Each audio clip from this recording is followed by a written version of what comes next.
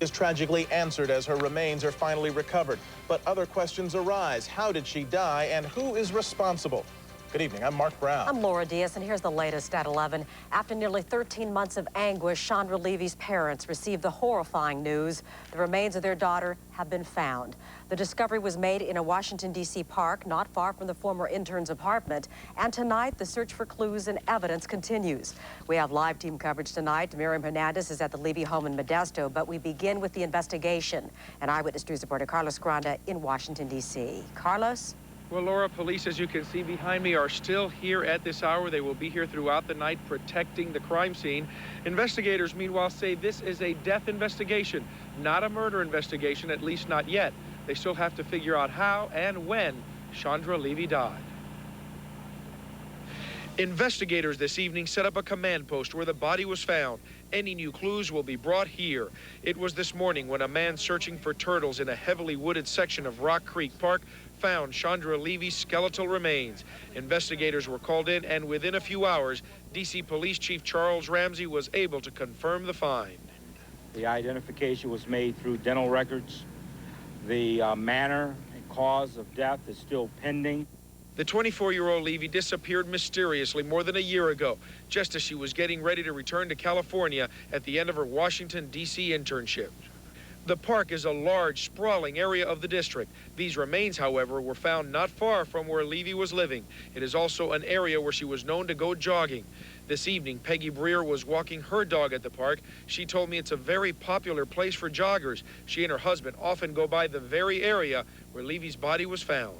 When I first heard it, of course, I was shocked. You know, my hair stood on end. You couldn't believe it here where you walk every day? I walk every day. I think it's a great tragedy, and it's terribly unfortunate that it happened. I'm not sure it happened here. Near the body, police found several articles of clothing, a ring, and a Walkman. Last summer, police spent weeks combing through here looking for any trace of the young woman. At the time, the searches turned up nothing. This is a very inaccessible area. That's why, even with the number of people that come through Rock Creek Park, a body was just discovered. This is not on a roadway. Right now, the remains are the only evidence investigators have. Dr. Henry Lee, a forensic expert used in the O.J. Simpson case, says that could provide critical answers. If you find a bullet hole or damage with a sharp instrument or fracture of the skull, blunt object, if you cannot find a physical sign, then of course have to, medical examiner have to look at more in depth now, probably have to do some toxicological analysis. Now, investigators say when they searched Levy's apartment last year, they found evidence on her computer that she had been conducting internet searches about this park. That's one of the reasons that they searched here a year ago, but at the time they found nothing. Tonight they say this is a mystery they will solve. Reporting live from Washington, D.C. tonight, I'm Carlos Granda, ABC-7 Eyewitness News. Mark, back to you in Los Angeles. All right, Carlos, thank you. Of course, Chandra Levy was a graduate student at USC, but her hometown was Modesto. And the parents of Chandra Levy are secluded in their home tonight. The family's attorneys say Robert and Susan Levy are living their worst nightmare after hearing today's terrible news. Eyewitness News reporter Miriam Hernandez is live in Modesto with the story. Miriam. It has been a terrible day here. Chandra's parents, as well as her younger brother Adam, have been in seclusion since early this morning. We've seen a lot of people through the evening go to the house, inside the house, but we're told that inside only a few people are allowed to visit with the Levys. Among them, their attorneys and some very close friends who are also grief counselors. Night and day now, the phone rings inside the Levy home. The parents don't answer. They already have heard more than they wanted to know in an earlier call from the D.C. police chief. The Levys are calming down after being very distraught. Right. They were distraught throughout the day. They've had a lot of emotion, a lot of energy taken out from them. They had been hoping for better news. They didn't get that news, and they have been very emotional. I think that they're just tired, frankly. The Levys woke up early in the morning hoping to reinvigorate the investigation, going on national TV, The Oprah Winfrey Show, to once again appeal for clues.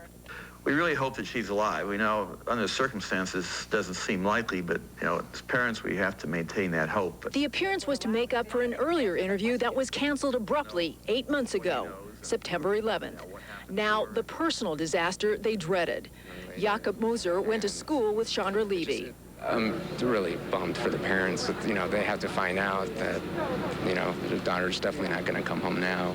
And I think that's probably the hardest thing. And I don't know.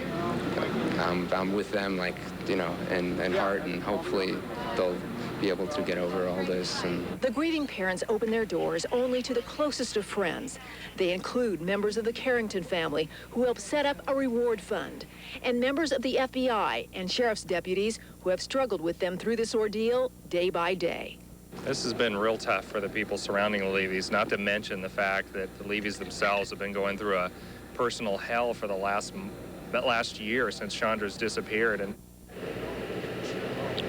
we're told that the Levys have no plans for interviews tomorrow. However, we will be here just in case they do talk to the media. As far as funeral arrangements, we're told no formal plans, but that could happen next Tuesday. Reporting live from Modesto, Miriam Hernandez, ABC-7 Eyewitness News. Back to you. Miriam, thank you. Chandra Levy's disappearance 1 year ago ignited a scandal that in the end brought down a congressman after details about their affair became public. Tonight, Gary Condit is expressing his condolences to the Levy family, and Eyewitness News reporter David Jackson joined us live with the latest. David. Well, Laura, it has been more than a year now since the case involving Chandra Levy and then Congressman Gary Condit swept across the nation. The congressman's former intern disappeared on May the 1st, year 2001. 1 year and 22 days later, her body has been found, with her family and her former employer calling the discovery closure. It was a mystery disappearance that brought down Congressman Gary Condit. Chandra Levy had been the friend of an intern in Condit's office. The Modesto congressman had then gotten Levy another intern job at the Justice Department, then went on to deny and later confirm that he and Levy had had an affair, but that Condit had nothing to do with her disappearance. Upon repeated questioning in an ABC primetime interview, Condit was not forthcoming about his relationship with the 24-year-old. This evening, we spoke with publicist Michael Levine, who maintained a close relationship with the Levy family during the search for their daughter, helping to raise a $230,000 reward for information on the woman's disappearance. He said that Condit may be innocent of this crime, but guilty of poor judgment. While the Gary Condit crime may not be one that he is put into jail for, this may well be one that he's put into hell for. I would not like to be his public defender at the pearly gates in relation to his behavior, which I think by anyone's standards is so unmeasurably contemptible as to be almost indescribable. Also speaking to us this evening was Mark Garagos, attorney for Gary Condit, who says that it is true Levy's affair cost his client a political office. But on this day, losing his position was the last thing on Condit's mind. There's not a doubt in my mind that this will exonerate him. So I think that's the case. I mean, having said that, though, that's certainly not the primary concern, not even a secondary concern. I mean, their only thoughts, their only conversation, their only responses to me today were centered around sympathy and condolences for the Levys. Over the months, Gary Condit passed lie detector tests that had been arranged by his attorney, questioning him about the Chandra Levy disappearance. The principal question now seems to be, how could the body be found in the very park that Washington, D.C. police combed through several times in their initial search? Live in the newsroom, I'm David Jackson. Laura, back to you. David, thank you. And keep it right here on ABC-7 for continuing coverage of the Chandra Levy investigation. We'll keep you posted on any new developments. A big new development in Los Angeles. It's gearing up to be a very nasty divorce, the San Fernando Valley secession from L.A.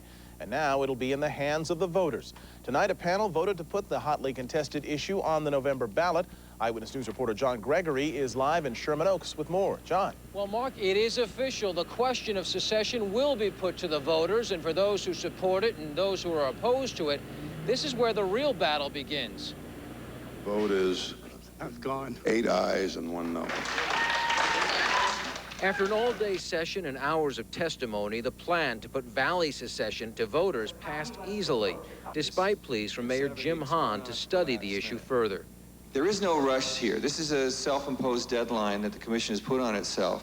The decision means the issue will be put to voters on the November ballot. It would allow the San Fernando Valley to break away from the rest of the city. The next fight for secessionists is convincing voters it's a good idea, and not just here in the Valley. They need a majority in the Valley and in the rest of the city as well. the support is growing while opposition is declining. As people learn the facts about this issue, more and more support is growing. Secession supporters argue the Valley pays more in taxes than it gets back in services, and some voters have noticed. I'm not particularly crazy about them, but I don't know that secession will help the issue. Others are convinced it's time the Valley went its own way.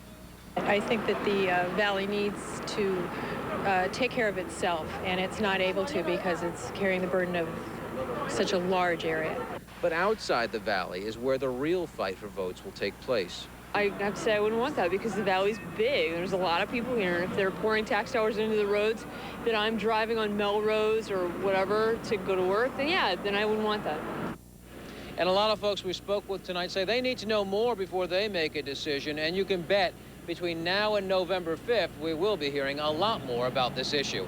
Live in Sherman Oaks, John Gregory, ABC-7 Eyewitness News. Laura, back to you. John, it is a hot issue. Thank you. There is chilling new information tonight about the September 11th hijacking of United Airlines Flight 93, which crashed in a Pennsylvania field. The jetliner went down after passengers on board rose up against the hijackers. Well, now government sources say that there is new information that the hijackers intended to slam Flight 93 into the White House. That information is believed to have come from Abu Zubaydah, the senior al-Qaeda leader now in U.S. custody. Still to come here on Eyewitness News, if you're worried about having your drink spiked while you're at a bar, there's a new way to protect yourself the next time you're out on the town. A woman is driving down the street and is hit head-on by a suspect in a high-speed chase. Are police to blame? The search is on tonight for a local woman kidnapped and held for ransom. And have you ever lost a lot of weight and wondered why you gained it right back? New information every dieter needs to hear. Hi, everyone. I'm Dallas Raines. Big holiday weekend coming up. We'll have the forecast in just a few minutes. And I'm Bill Weir. Unfortunately, Kobe's stomach bug was not of the 24-hour variety. Details ahead. And forget goofy David Blaine and his boxes. You want to see magic tricks? Watch the Angels these days. Solid hardball to show you later. I'm Ted Koppel. Coming up on Nightline, one city, two families, one headed by fundamentalist Christians, the other by lesbians, each concerned about the kind of world in which their children will grow up. A matter of choice tonight. These moms were among the working poor. Then an after-show surprise changed their lives, making it on minimum wage. Next Oprah. Tomorrow at 3 here on ABC-7. Sit down. So, you got a bum cell plan, huh?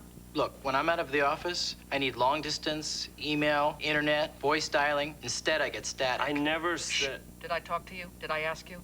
Who's this? Your Honor, he needs the Sprint PCS Total Digital Connections plan. Clear calls and all our business tools in one plan. That's your story? Nothing but the truth. Thank you. Sprint PCS Total Digital Connections plan. Use your minutes any way you want. This is my brother Andrew. Batting practice. The boys and I share a love for baseball, so we took a little trip this summer. This is me acting really goofy. We went to 4 different Major League ballparks in the Hall of Fame. They brought back lots of pictures. I would only put these in the hands of people at Walmart. You can afford to take more pictures with Walmart because the prices are great. And we sent a couple of pictures to Heidi's dad online. We got to run the bases at Doubleday Field. That was awesome. I think the boys had a great time. And we have these pictures to remind us of it. Yeah. History has seen many attempts at combining the tent and the automobile. Nice. But around here, it just doesn't compare to the Dodge Memorial Day tent event, where for 5 days only, qualified buyers can grab life in almost any new Dodge with 0% financing and get deferred monthly payments for 6 months with 0 down, plus 7 years or 100,000 miles of engine and transmission protection. You don't get that from Ford, GM, Toyota, and Honda. But hurry, because come Memorial Day, our tent's history too. Red, white, and you. Color therapy tomorrow morning.